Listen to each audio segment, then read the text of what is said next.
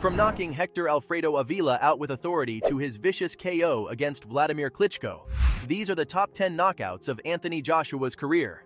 After steamrolling his first 4 opponents, AJ was up against Hector in 2014 in a 6-round fight, and he destroyed the dude in the first round.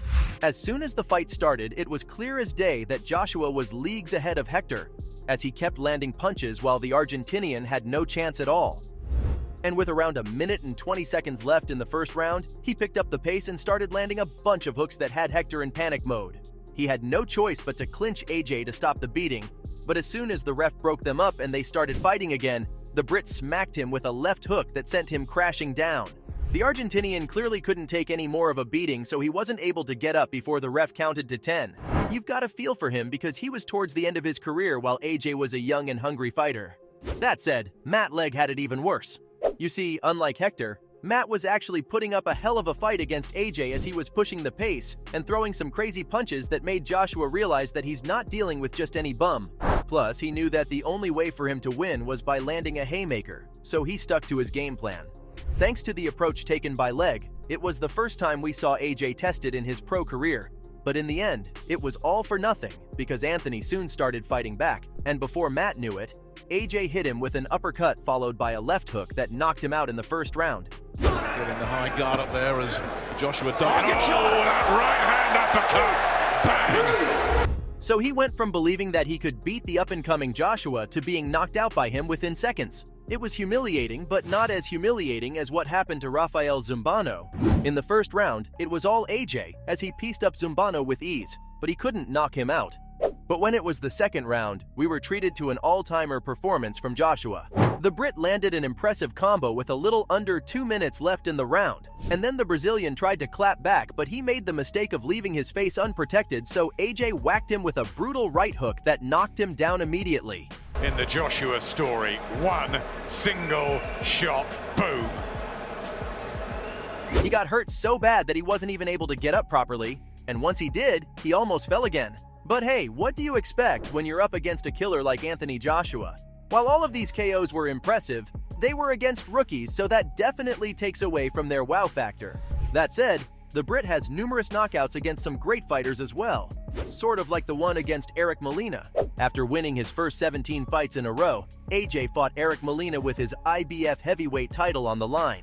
He was one of Joshua's toughest opponents till that point, and all eyes were on the Brit to see if he could make it look easy once again. And surprise, surprise, he made it look very easy. Once the third round began, it became clear that Eric couldn't keep up with AJ's pace at all. Anthony unleashed a flurry of punches that did a ton of damage, and the final blow was a vicious right cross that sent Molina crashing down. He laid there looking like he was reevaluating all of his life's choices, but he managed to get back up. Though there was no point in doing that because soon after, AJ landed some more powerful punches, resulting in the TKO. And right before the Molina fight, AJ had an even better KO against Dominic Breazeale. Once again, this was a big fight for Joshua because both he and Dominic were undefeated heading into the bout while his IBF title was on the line. Somebody was leaving the ring with a title and their undefeated record intact, while the other would lose their 0. Breazeale put up a solid fight as he made it all the way to round 7, but it was apparent that he wasn't on AJ's level.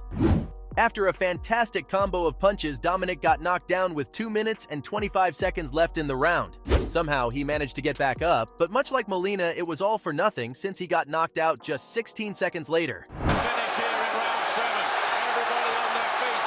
Breazeale fighting for his life now, and he's down again. And Now let's talk about the time Joshua made light work of Kubrat Pulev. The Bulgarian was acting too big for his boots in the build-up to the fight, and AJ humbled him big time.